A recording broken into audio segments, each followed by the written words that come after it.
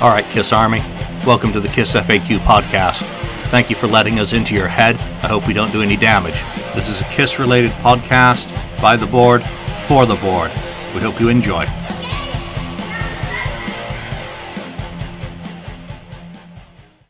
Welcome to episode 13 of the KissFAQ podcast, and today will be an audio-only episode as it is episode 13, and Murphy's Law has been implemented fully. I think we've been affected by every gremlin possible. Today, I'm joined by Chris, who is RisingForce on the board, and also a special guest, Jeff Westlake, who is the guitarist in the band Hydrogyn, and he will have a whole lot more to tell you about himself than I could possibly do justice. So, Jeff, welcome to the KissFAQ podcast, and Chris, also welcome aboard. It's great to have you both here today. So, Chris, I'm going to turn this show over to you to drive. But if you'd like to first introduce yourself, Chris, so that everyone knows who you are, who hasn't already been banned by you. Sure. Most people here have been banned by me at some point or another, correct? But so you all know me, and going down the standard questions that we usually have. What year did you become a fan? That's 1977. My first album was Alive 2, and I still remember to this day, a 5-year-old kid burning birthday money, a hole in his pocket. I literally was at a store, and I said, I'm not walking out of the store without something. And I turned, and there was Alive 2 staring me in the face. I grabbed that, and since 77, I haven't looked back. So, favorite album, it would be nice to have a hip answer like Creatures or The Elder or something like that, but I guess you have to go with Alive, because how do you top that? And favorite member of the band will always be Eric Carr. So, there's my background, and everyone else here knows and loves me, and I'm sure I've done something bad to them at some point or another.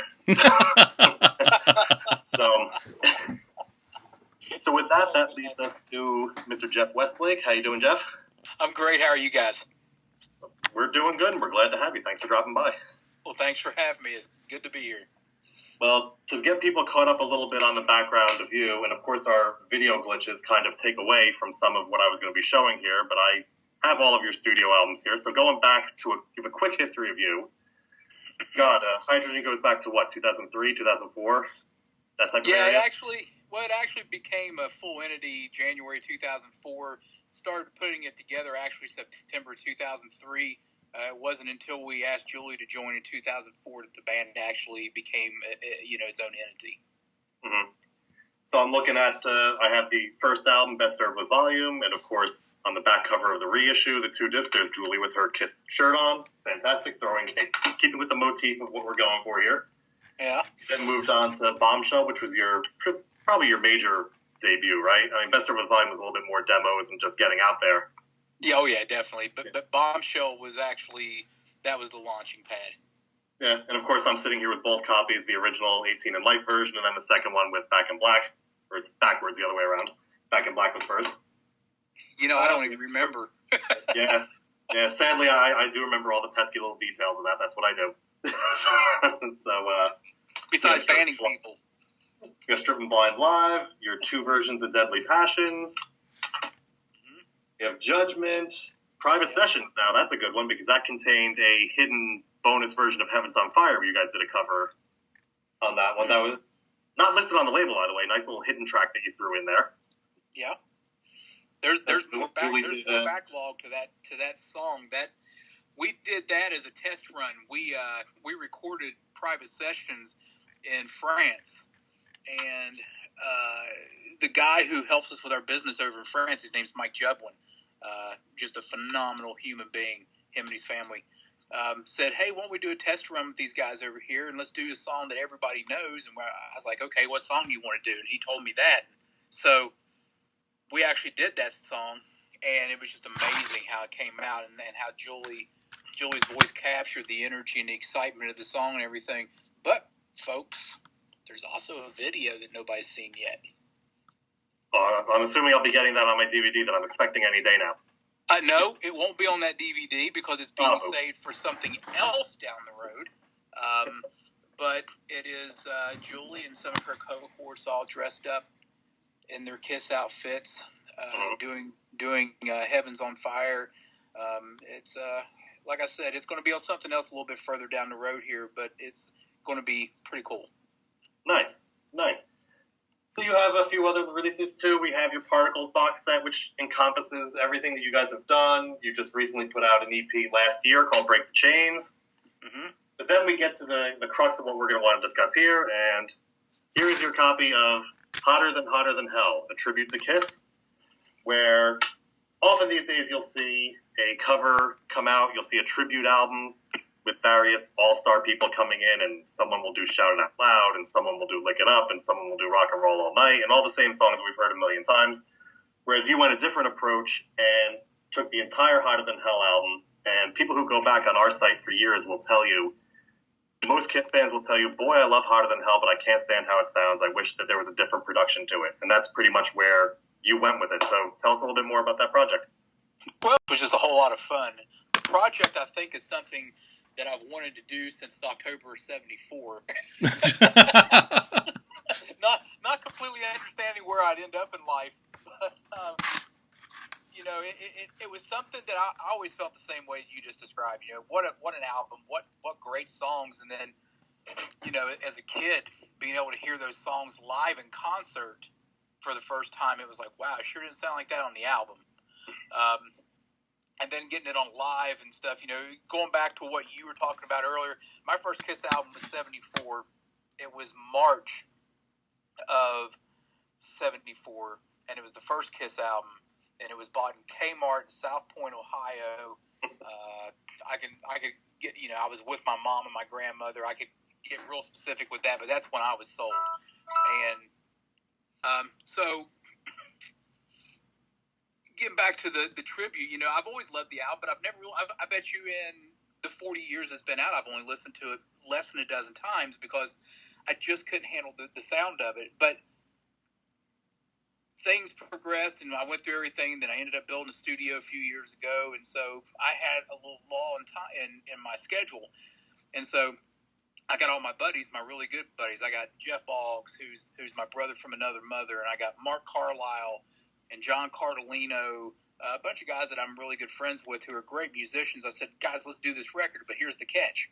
We're not doing anything different. You have to go home, and you have to put this record on, and you have to learn this verbatim.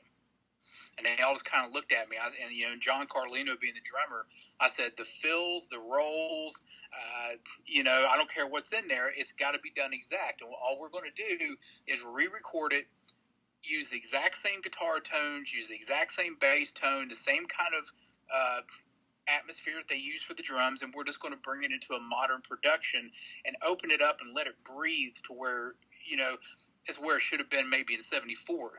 And so they all went home and worked their butts off, and I was looking for vocalists at the time to do all the different parts. But I found the guy to do Peter Criss. He was pretty close, and then couldn't really find the other guys. I found some people. I talked to a couple of the Kiss tribute bands, and for some reason, all of them were like, nah. And I was like, okay. So ended up doing a lot of the vocals myself, and Mark Carlisle, who did all the rhythm guitar work on the album, did the other vocal, and then I just sat back and produced it, just to make sure everything was right. But that was the approach we took at it. And, when we got done with it and we had it mixed and everything, we sat down and listened to it. And I was like, I think that's as far as we need to go. I felt really good about how rich the song sounded and how true, even to the vocals, even though I was doing some of the vocals. And it's the first time I've ever been on a recording with me doing vocals of any type. And, Julie came in the studio, my wife, who's the front woman for Hydrogyn. She came in the studio and worked with me on some stuff. And when we got done with it, man, I felt really good about it. But I knew the test wouldn't be over until Kiss fans heard it. And so we've had some great reviews from a lot of fans come back on it, and I'm just really happy about it. Yeah, as one of those fans, Jeff, I got to say, musically, the album is absolutely staggering. It's like how you want to hear the music of Hotter Than Hell, and how you wish you'd heard it all those years ago.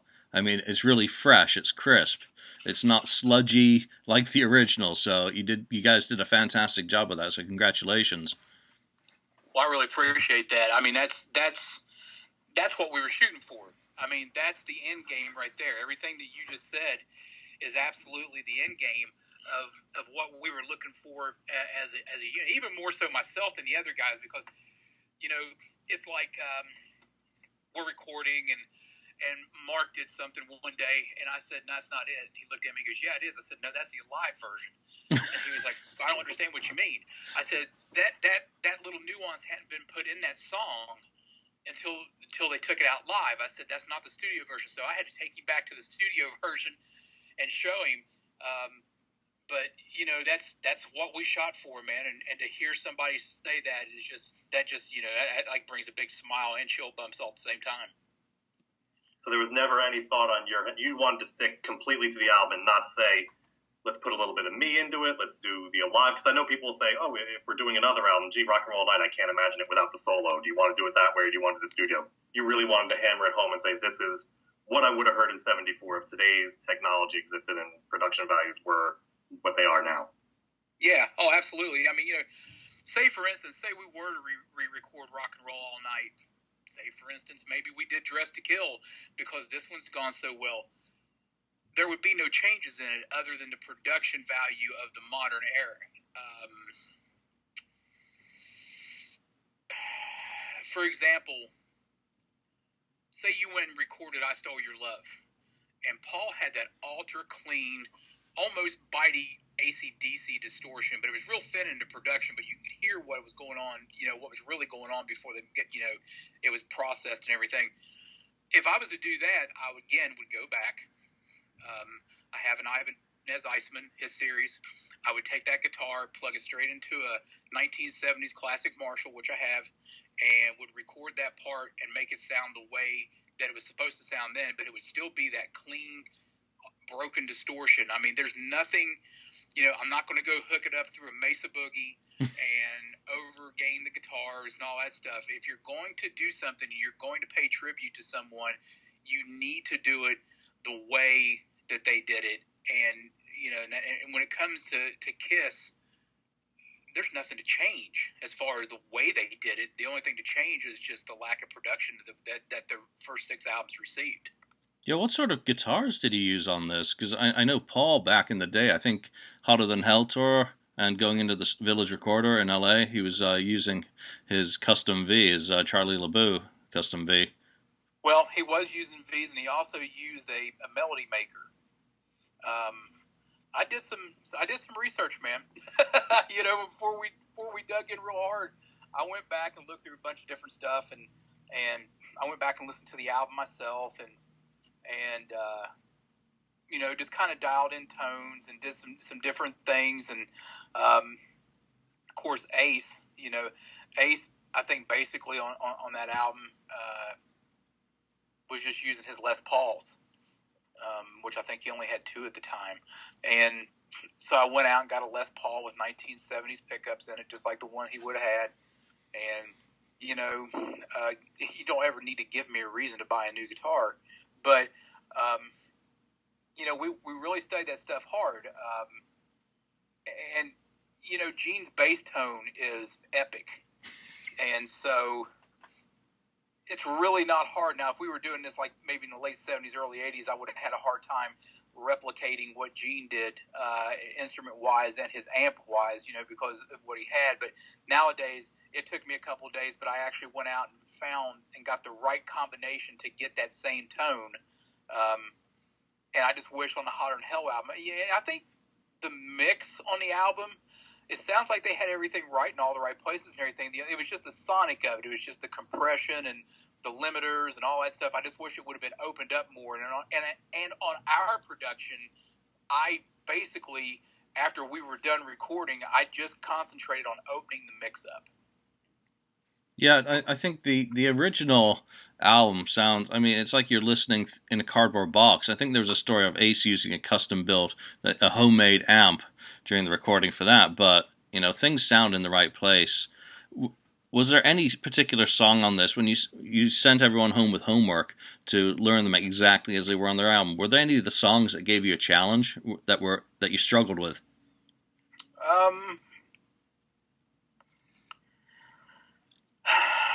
Hotter Than Hell was a struggle vocally.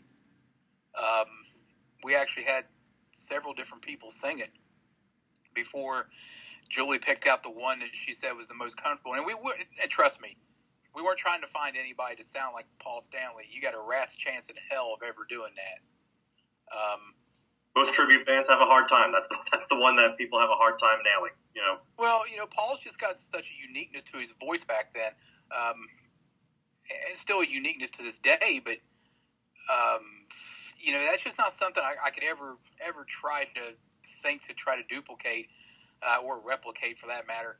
But Hotter Than Hell was a little bit of a struggle vocally, just try to find the right delivery, and that was the one thing with all the vocals, and maybe one of the reasons why I ended up doing so many of the songs on the album, because once again, guys, I know you don't sound like that person, but it's got to be delivered like that person. Mm-hmm. And I kind of got crossed eyes looking at me on that a couple of times. And they're like, "What?" I'm like, "Yeah." I said, it's again, this is not our spin on that album. This is our tribute to that album. So it's got to be as close to exact as possible. About fan reaction to it, I know that we did a piece with you late last year, and we had a few. You gave me some as a contest that we gave out to listeners and our viewers here. So, any songs jump out that people have been coming back to you saying, "Wow, that really kicked"? Because I know I've heard from people, "Strange Ways" and "Parasite" are the two that really people have jumped out and been like, "Whoa, now that boy, I wish that version sounded like that." Parasite, definitely. I've had quite a few people say they liked Coming Home because it was a lot cleaner and a lot clearer, than the original version. And I've had quite a few people comment on Watching You. I haven't had any. That's the weird thing. I've had no negative comments on it. I was just waiting for those things to kick in, and they haven't. I mean, and to my surprise, all the people who've listened to it have been like, "Wow," and so. It kind of makes you think in the back of your mind, Well, that's a testament to how good the project is, because I don't know if you know this, but KISS fans can have a tendency a time or two to be critical. Oh, so no. it's actually you'd be surprised. I mean, we see it every day. So the fact that the response was so good, I know what I've heard, but for you've been hearing much of the same, and the album's doing well for you. Yeah. So, but it's not just the fact of what you did and how it was just the love of the material came out, and that's what it was. It was a respect where I'm doing this project because it's something I want to do. Not like I said, a bunch of those, say some producer will get a bunch of acts together just to throw one out and get it on the market. Yeah, I mean, it was a labor of love, totally, 100%, watching it down to the absolute. But yeah, I mean, it's going well. Of course, everybody's going to have their own song they like, but I think overwhelmingly Parasite's the one that gets the most attention. Yeah, when I was gonna just give you a couple of my favorite takes on the album, I mean, Strange Ways and Parasite by far. I mean, they're heavy, but now they're crisp and clean. So it really makes a gigantic difference to how you really experience the songs, to be able to hear them with that sort of power behind them. Well, again, man, I you don't know how much I appreciate hearing that. This is one of those things that this was not about hey, I'm going to do this and put this out and make a lot of money off of it, because that's just not the way my brain thought on this. This is hey, I love this album, I love this band, I want to be able to listen to this album, and I'm going to sit down and try to do the best that I possibly can, and hopefully everybody else will appreciate it too. And I've been lucky, and that seems to be what's happened. The question about the construction of the album from a musical or a technical standpoint is when you had the other guys learning it verbatim, did you guys go in a room together and jam it and try and put it together live, or did you strictly go into the studio and go track go through the multi-tracks? Here's one layer of guitar, here's the other, here's the bass. What we did, and this really unique way of doing it, I wanted everything to stay coherent with the original. So what we did in that standpoint was I brought John Cardellino in to do drums, and John literally tracked to every song on that album. He tracked to the original track. So, that was not easy for him, I'm sure, but that's how much I wanted to be. If the song was like 323, I wanted it to be 323. If it had a swing in the tempo, I wanted the swing in the tempo. I mean, I wanted that stuff absolutely verbatim. And so he came in, and he's such a great drummer. It only took him 2 days to track that entire album. Yeah, that sounds like a nightmare for any musician to be tracking to another musician's recording and trying to be exact at the same time. I mean, that just sounds like a truth or dare sort of challenge. Well, yeah, I mean, I know these guys had it tough. And now when we went to do guitars and bass and all that stuff, what I would do is we would start tracking, and if there was something that was off a little bit, we'd go back and reference it right there on the spot. And we'd do everything in multi-layers and do the whole thing like that. So, we had something to reference against. But, I mean, it was funny. By the end of the project, everybody was as anal as I was. They were like, "Are you sure that's right?" And I'm like, "Yeah, it's okay.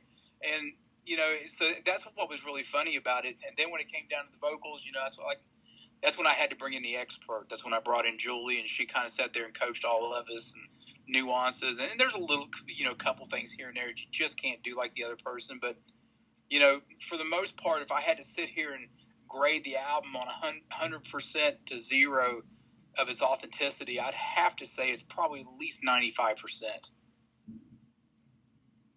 Well, and even beyond the music, you took the packaging. You have the ladies in the Kiss makeup, and I've never seen Peter Criss look quite like that before. But beyond that, you have the Japanese lettering. You have the ladies in the same pose with the makeup. Everything just has this feel of this is the original album today, with a little tweak, avoiding all copyright infringements and whatnot. But yeah, really, it's a top-notch job all the way around. Well, appreciate that as well. I mean, I knew I had to do something special for the artwork, and it didn't dawn on me. We were at dinner one night, me and Julie and one of her friends, and her friend, we were sitting there talking about something, and she's like, "So what have you been doing?" And I said, "Well, I've been doing a Kiss tribute album." She goes, "Oh, you mean Kiss like this?" And she stuck her tongue out, and I was like, "It's just like Simmons." And I was like, "Oh, man." My first comment was, "What are you going to do with that right now?" And then I thought, nah. And then I said, "Hey, you want to be part of a photo shoot?" And she was like, "For what?" And then it all hit me at dinner, the whole idea. And so I talked to Julie, and Julie got a couple other her friends. I call them the Busty Sisters. And, of course, Jean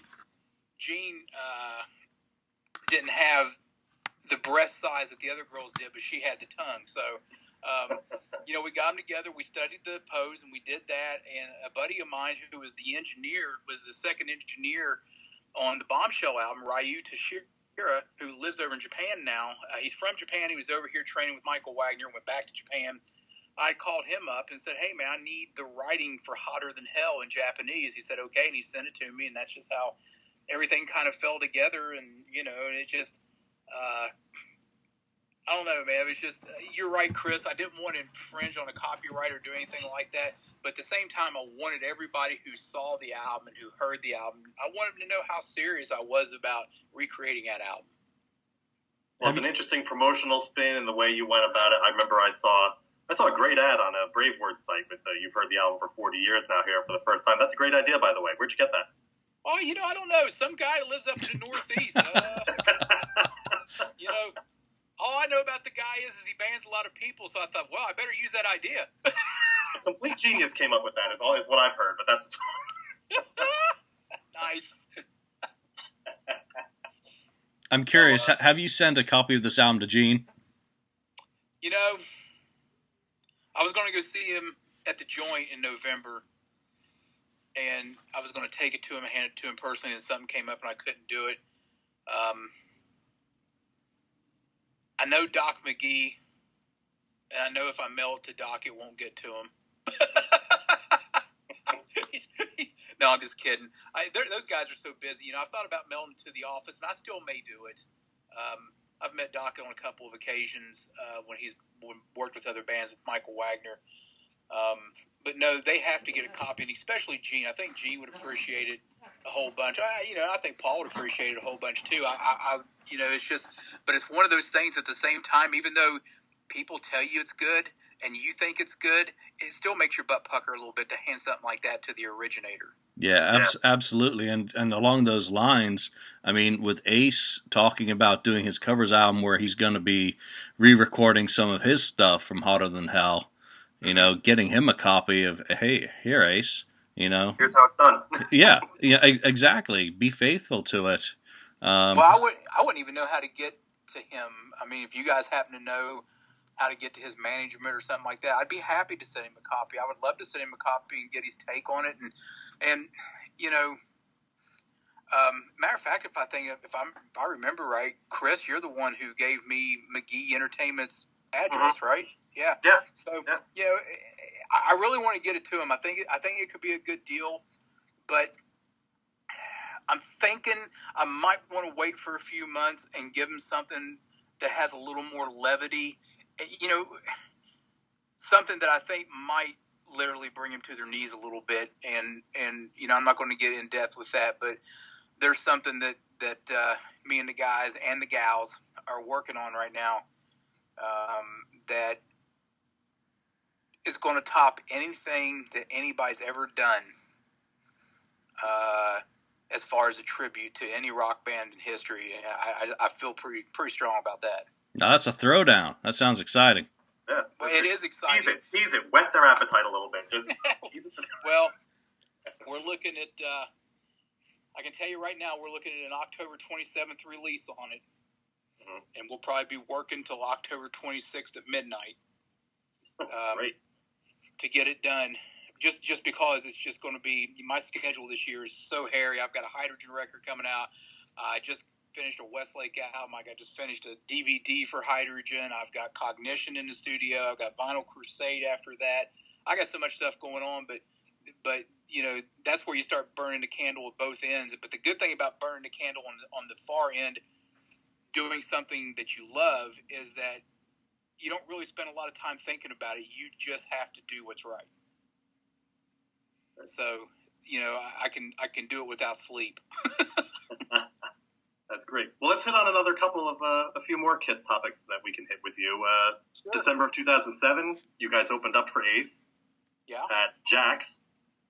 Yeah. And I know it wasn't just that night. I think you did some other nights across your European tour as well. You opened the show with Gene's Radioactive being piped in, which I don't know how many people in the crowd actually get that at first. But any response that you heard from that, or was it just something cool for you? Just like, hey, this is just for me. I just think it's funny to throw this in there. No, I mean, there was quite a few people that caught it. We actually used that from 2004 until 2007. And there's quite a few people that caught on to it. I could see eyes out in the crowd and be like, wow, you got to be kidding me. And I'd have people come up to us afterwards and go, I couldn't believe I heard that. Is that what I heard? Yeah, that's what you heard, And it was just one of those things that I thought was always a phenomenal piece that Gene opened his solo album with.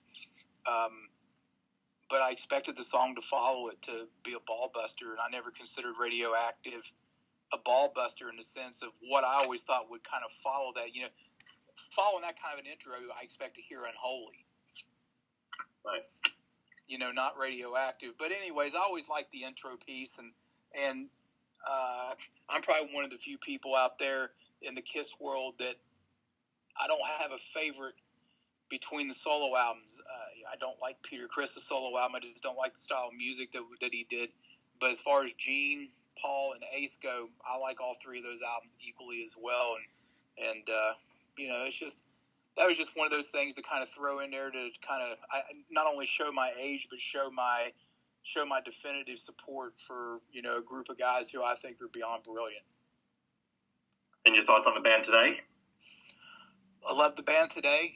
I'm not one of these guys that's going to, go throwing Tommy and Eric under the bus for any reason at all. That's okay. I'll do it for you. Okay. I think as a as a realist and somebody who does what I do for a living, being in music full time, you just have to look at what it is. And I think that back in the 70s, there was a time in the early years, probably up to about 76, 77, when they were great. And then when two of the members started kind of falling off the wagon a little bit, it suffered live. And when they got back for the reunion tour, it was great the first year, and then after that, starts suffering again. With these guys on track, I think the band sounds better musically than they've ever sounded, probably since 2004 on. Since Tommy and Eric got into the band on a full-time basis.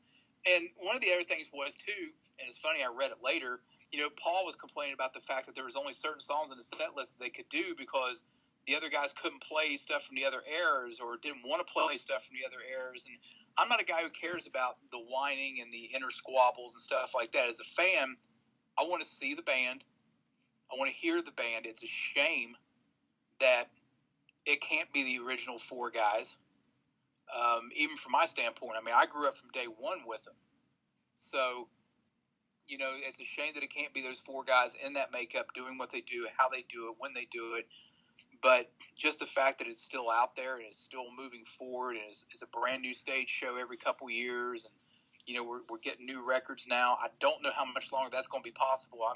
To be honest with you, I'm a little concerned about Paul's voice and what I've heard in the last couple months, especially the Japanese acoustic show I saw on YouTube. I was really concerned about that. But the band as a whole, musically, great. Now going in the other direction, Ace Frehley's latest solo album, I thought it kicked butt. Definitely. I think that I don't know so much about Peter. I was never a huge Peter Criss fan.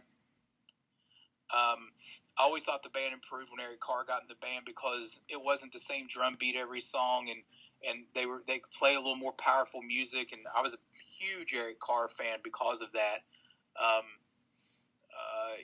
And there's just a lot of different things that go on. I was never all about all the changing guitar players. Never knew the first thing about Mark St. John. Just what I read. I thought Bruce Kulick did a commendable job while he was in the band. Great at what he did. Have no complaints about that. And Revenge was his just his top-notch effort. He played great through his whole time, but I mean that album was just so many things for so many reasons. I wish Ace and Peter would have stayed in the band just for the simplicity of the beginning and the energy and the nostalgia and all that stuff. But I'll take the band the way they are today. I think they sound great. I think they're doing some great things. I hope Paul gets that voice fixed or maybe just takes a rest for a while. I mean, these guys, I don't think people realize that these guys are as busy now as they were back in the early 70s. Yeah, these days they've always got something going on. But, to go back to the working musician point of view, Tommy and Eric, no matter what people think of them, they're working musicians. But number one, they were fans of Kiss in 1974. They're both going to shows in Portland and Cleveland, respectively, back in 74. So they're not just guys who came in. I don't think Vinnie Vincent ever went to a Kiss show before he joined the band. He wasn't a Kiss fan by any stretch of the imagination. So as working musicians... You know what, though, Julian? And I don't mean to cut you off there, but I want to say this before I forget it. Vinny's two albums, he was on Some of Creatures of the Night and Lick It Up. Man, those were great records. Yeah, Vinny's a top-notch talent. He's a great guy. I can understand and appreciate the current band for what they are. You have to give them their due. They're still out there. They do the same thing every year. They hit X amount of number of dates in the U.S., then they go overseas. But they're still working. They're constantly going. And to defend Paul, which I've always done on this, and look, there's no way to deny that Paul's problems exist. But at the show, it is not as noticeable. It sounds like it's making excuses for him. But yeah, the visuals cover up somewhat, but you get caught in the moment. Paul can get by for now. Yes, it is debatable how much time do they have left, just strictly from an age factor and being able to physically do the show. Performance-wise, they could probably just playing and vocally, they could get by for another couple of years, but how much is the costumes and the show going to take away that they're going to have to step down at some point soon? So everybody go out there and enjoy them now for what they are. Feel free to like what you like, dislike what you don't, but they're not going to be around much longer. Well, the thing about it is, also in Paul's defense, and this was something I was listening to the other day. I was listening to something that Eddie Trunk was saying, and I was just, I'm not even going to go there. But how many shows has that guy done in the last 40 years? How many thousands of shows has that voice done? How many albums and how many takes in the studio has that voice recorded on? Sorry, people, but sooner or later, the throat's a muscle too, and it'll deteriorate just like everything else. That's no slag to Paul. That's nothing to him, because just the fact that he's been able to do it this long and still doing it and still successful at doing it, singing the way that he has sung. I mean, let's remember, he didn't have an ear. He couldn't hear out of one side of his head his whole life, and he still managed to pull off a vocal like that, which is one of the top 3 to 5 top vocals in rock history. I mean, and if people start slagging him now, we just need to line him up and shoot him. Yeah. You got to give him his due for doing what he's done. And the damage that's been done to him is through years of performing. So you got to look at it and say, any deterioration he's had is because of everything he's given. So you got to give him somewhat of a pass and say the only thing that's going to stop him at this point, if the voice where it's at now hasn't stopped him yet, it's just going to be the physical deterioration, because he's going to reach a point where he's too old that he can't be that front man anymore, where he can still sing and he can still perform, but he can't be the star child.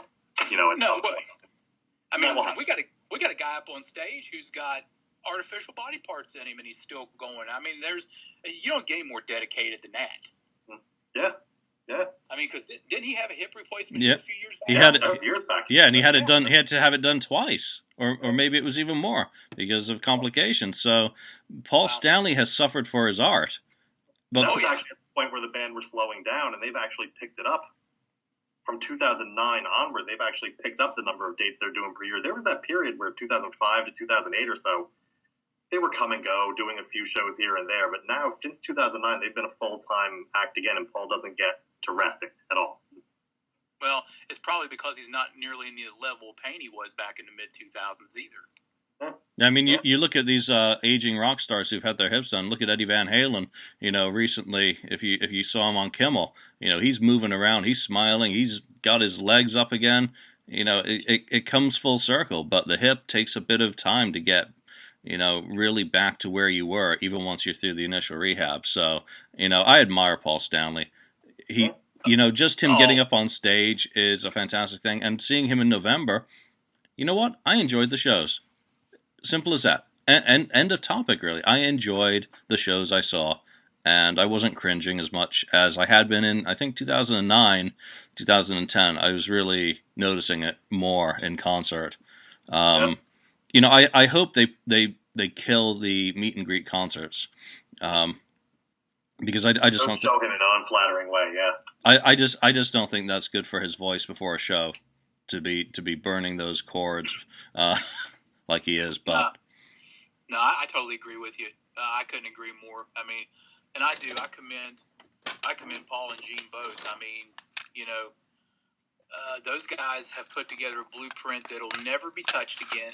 And basically, the reason it won't be touched again is because they created it. They didn't come in and take somebody else's ideas to that extreme. Yeah, they took some of Alice Cooper stuff and this, that, and the other. But I mean, to be the band that kicks out the phenomenal music they've kicked out for 40 plus years, and have the entertainment factor that's in. And then I hear people all the time that dog them because of the merchandise. Hey, look, if people weren't out there buying it and have a demand, they wouldn't be doing it. So all the people who are jealous just need to shut the hell up.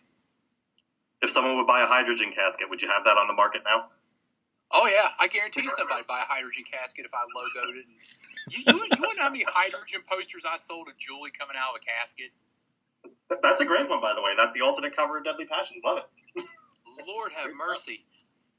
But Hey, if Walmart can sell a casket, I can too. Well, to go back to one more fun Kiss-related topic, I'm flipping through your box set now, Particles. Yeah. And I'm going through the booklet, and there's a picture of you guys with Bill Aucoin. What can you tell me about your relationship with Bill? The Kiss fans will know him quite well. Oh, wow. Is there really? Yeah. Yeah, you got a picture of you guys out to dinner with him. Okay. Well, we spent about a week with Bill in Nashville. Got a phone call from him back in 2006, late 2006.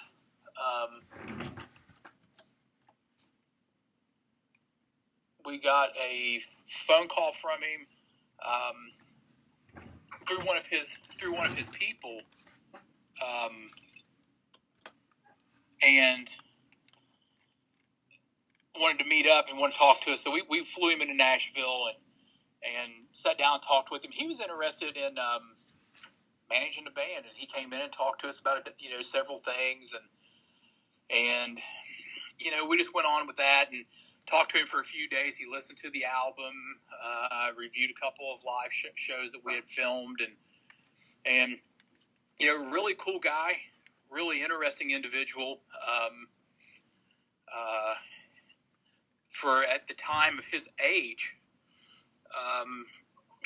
got around like a guy who was 20 years old. You talk about somebody who's just full of energy. And it was all really cool to be able to spend time with him. At the end of the day, though, we couldn't strike up an agreement. We went our separate ways after the meeting, and not too long after, he'd sent us an offer, and we talked about it, and we were getting ready to do a counter offer, and then we got a phone call, and I don't remember who the phone call was from somebody just saying that Bill wasn't doing well and he'd get back with us, and then we just never heard back from him. And obviously, I guess we know what happened in the end. So, with him passing on. So. Yeah, I had no idea that was even the case. I thought, because when when we met with him, he complained a couple of times about not feeling well at times, and Julian even one point had taken him to a doctor in Nashville. So, but really great guy. Heard a lot of great stories. From him and a bunch of different things. And, it's a shame that we couldn't have, been able to tie a situation together there and actually do something. But, at the same time, to be able to meet, the third of the four architects, KISS, which I consider those to be Gene, Paul, Neil Bogart, and Bill Aucoin. I mean, it was just a big thrill to be able to sit down and talk to somebody like that and pick his brain and hear some of the stories. Yeah, you're talking about the guy who had the Amex who kept the band on the road in 1974. Yeah. So, he's a legend. I mean, what he did later with Billy Idol as well. Well, Billy Idol, Billy Squier. Yeah. I don't know who else was in his stable, but yeah, the guy knew how to make winners. Okay, so what's next for the band now? You have a new album coming. Yeah, we got a new album coming out October 20th. We're going to do some dates around that. We're actually going to film an official live DVD finally as well. We've got tons of footage, but it's like the footage is good and the audio's horrible, or the audio's good and the video's horrible. And we got tons of stuff going on that people want us to release, and we're releasing it. We're releasing some of the stuff. We got Optical coming out next Tuesday, which is just a behind the scenes. It's kind of the video version of Particles, and it's going to come out in a couple of different volumes. We have so much stuff. We documented pretty much every day of our existence from the day Julie got in the band all the way up until now. So there's so much stuff that we could share. Just didn't have time to sit down and put it all together to make it one big set like the Particles set. But that's getting ready to come out. We're hoping to do some dates this year. Actually talked about doing some European dates as well. And, getting back out there and doing a little bit more. I've got a record. I've also got an album coming out next Tuesday, just under the Westlake moniker, made up of a bunch of songs I've written with other people that I've produced. And for that to make the record, I would have had to have written and played on the song.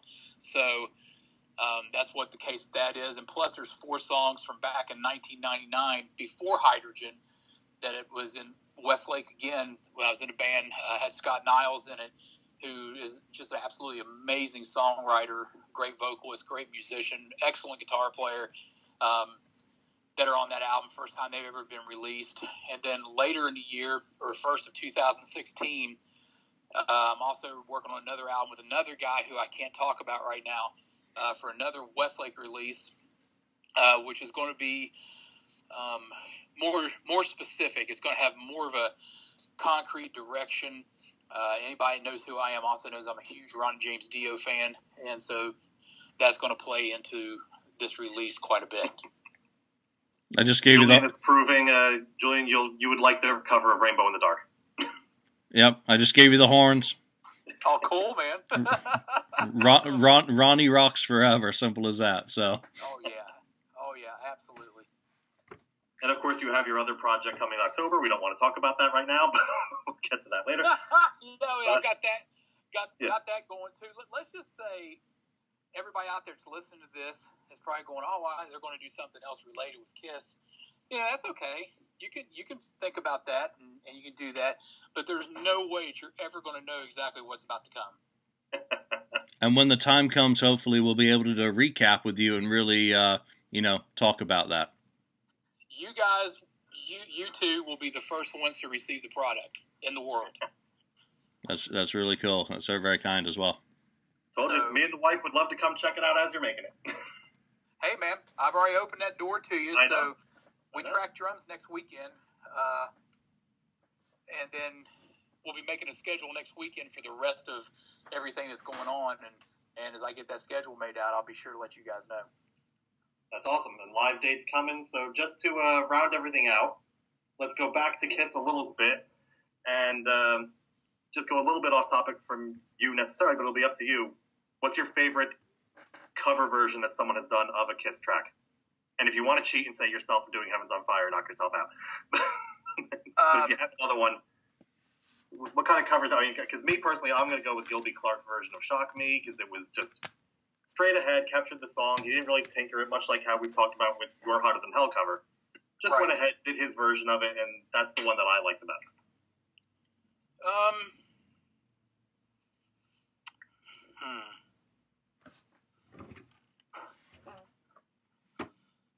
Who was it? Holy cow. If you say Toad the Wet Sprocket doing Rock and Roll All Night, I may have to throw you off. Oh, no. I really liked Anthrax's covers. Oh, yeah. Those were really good. And I heard Gilby Clarke's as well, and I liked it. Man, I have to say our version of Parasite still takes the cake. There you go. That's what I wanted to hear. I mean, I hate to be like that. I hate to be that guy. But promote yourself at all times. That's just the way it works. Gene Simmons 101. Promote yourself ceaselessly. Clearly, no one can do it better than yourself. That's how you push it. Very good. Oh, yeah. Absolutely. Julian? I got to go back to the beginning, really, and I think it's going to be something off Music from the Folder, the KAOL, Kathy Labonte. Yeah, that tribute. And I think it's going to be Lounge Lizard Boots, War Machine, just because it was a really fun track.